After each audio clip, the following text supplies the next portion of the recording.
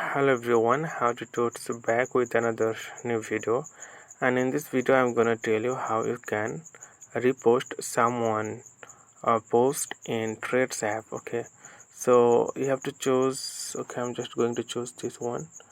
Then here you'll get four option. The first option is like, second option is message, third option is a repost. So simply click on third option. Then here you'll get repost. It means directly you can repost, and quote it means when you click code, like for example I'm going to click and I can write something about this traits, so I don't wanna now.